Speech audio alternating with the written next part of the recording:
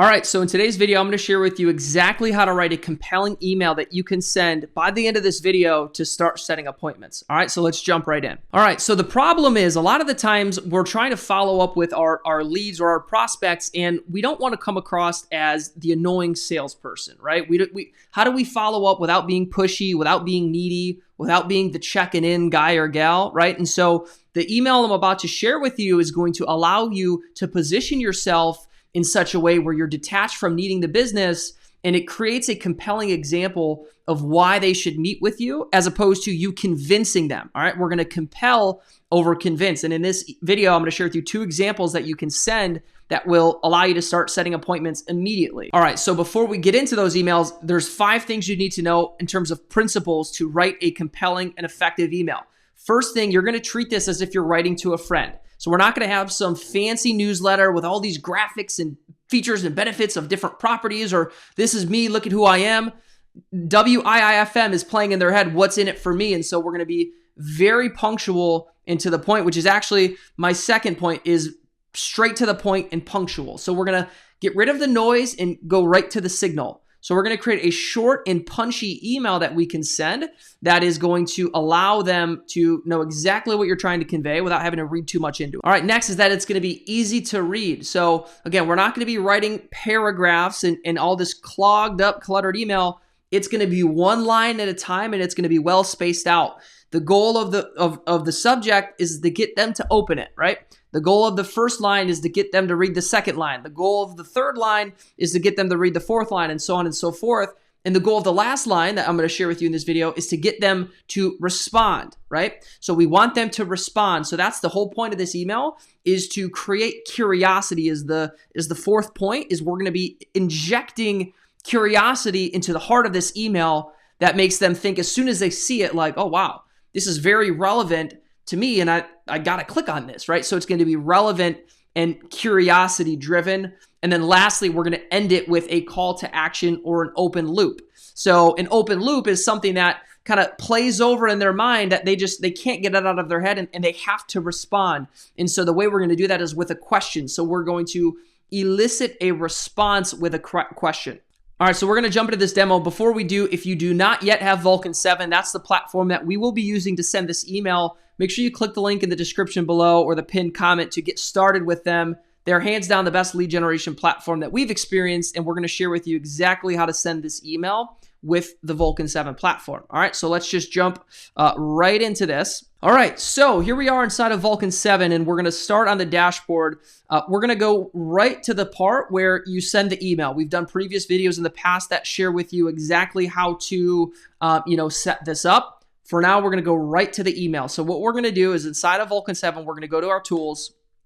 We're going to scroll all the way down and go to the broadcast tool.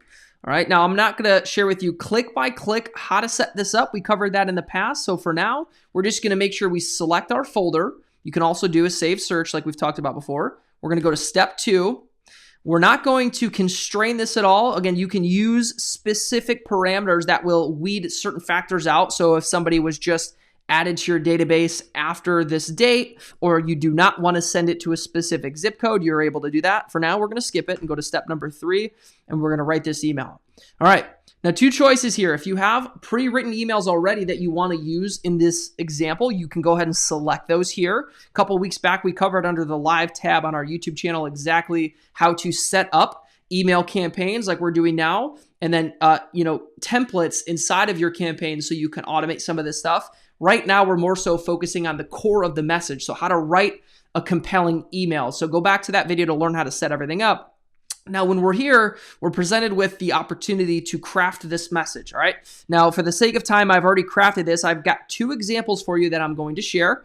The first one is going to be a very short and punchy one. So again, let's take this one step at a time. So for the subject line, what is the goal there? The goal is for them to read that and pique their curiosity enough to get them to open it, right? And so in this example, and at the end of this video, I'm going to share with you a few more examples of subject lines you can use. For now, we're going to start with this one, which is this. Are you accepting offers? Name. All right, so this email that we're going to be sending out is going to be relevant to a couple of things. Number 1, if they're for sale by owner, right? Number 2, if they're an expired listing. And number 3, if they're a home evaluation lead. Those are going to be 3 really good examples of who you can send this email out to. The 4th one might be somebody that you've met with in the past, maybe 3, 6, 12 months ago, a couple years ago, and they were thinking about selling their home or considering listing it, but they never did. This might be a compelling email to send to them as well. Now, again, short and punchy. Look at this. There's nothing fancy here. What is the point? It is to elicit a response. So in this example, we're going to say, hey, name, are you still accepting offers for your home? Your name, your brokerage, your phone number. That is it, right? No fancy email signature, no, top 30 under 30, top 1% realtor, this and that. Plain bones text like you're writing to a friend with obviously, the legal part of having your brokerage in there and your phone number.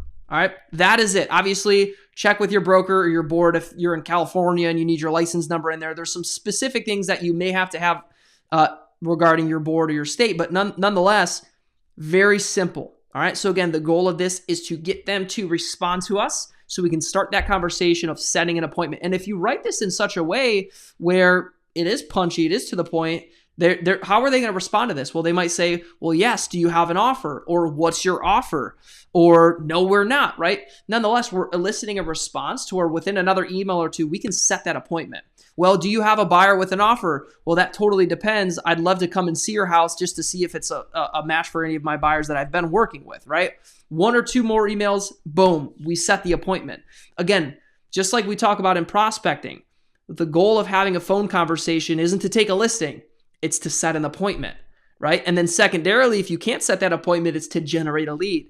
So the goal of this email is number 1, to elicit a response so that way we can set an appointment, right? Because depending on how they respond is going to be the leverage or the ammunition that we need to use to set the appointment, okay?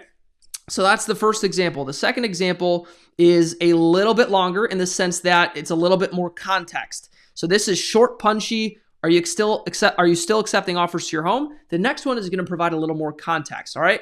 So for this subject line, I decided to use first name ? All right, that's very relevant because it's their name and there's a question mark, so it's going to pique that curiosity like Colton, right? Like, well, what? Why? Somebody asking me a question or, it's kind of almost as if you're in trouble when you hear your name or you see your name with a question mark, like, oh gosh, what did I do wrong? Or what's this about? It's going to compel you to click on it.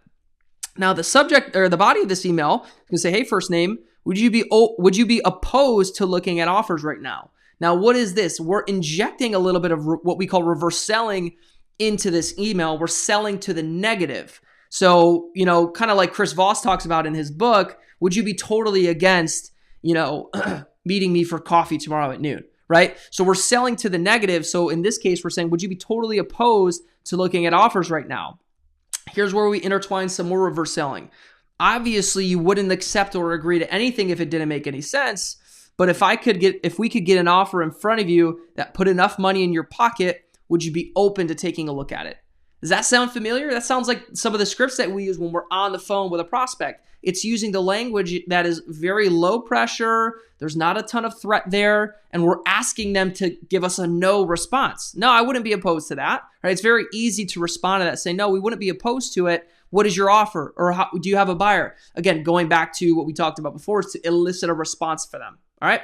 So again, same, email signature, very simple, very plain Jones. All right. So those are 2 examples of some emails you can send to start some conversations today so you can set an appointment. Now, I'm going to show you a couple more examples of some subject lines you can use that are going to elicit a response. Again, I want to keep going back to the principles of this so you can get creative and have something specific to your situation. Maybe there's some buyers you want to set an appointment with, or there's some referral partners you're trying to meet with and you've been following up with them.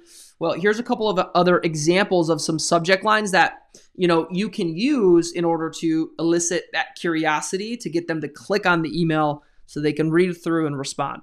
So one example would be offer for the property address, right? Offer for 3275 English Drive, right? So they immediately see offer in their address. So that's going to be very relevant and pique their interest to say, well, somebody have an offer, or is this from an agent, right? If they're a for sale by owner, or if they are an expired listing, right? It's going to pique their curiosity because they're already in the lingo or understanding of they're looking for offers. So that's going to allow them to click on that email.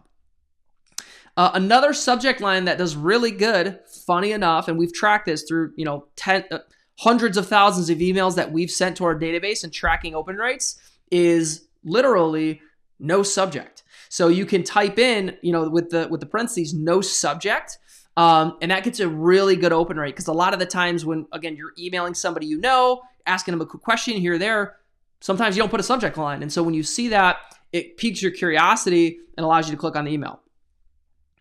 All right. And then one more example would be offer for your home, name, ... Right. So again, using their name in the subject line allows you to be highly relevant to the email that you're sending them. All right, guys, so that's it for this video. Let me know down below what your results were from sending this email, or if you have any questions or a specific example you want some feedback on, comment down below. I'll give you some feedback. And again, make sure to sign up for Vulcan 7 so you can start to implement this in your business right away.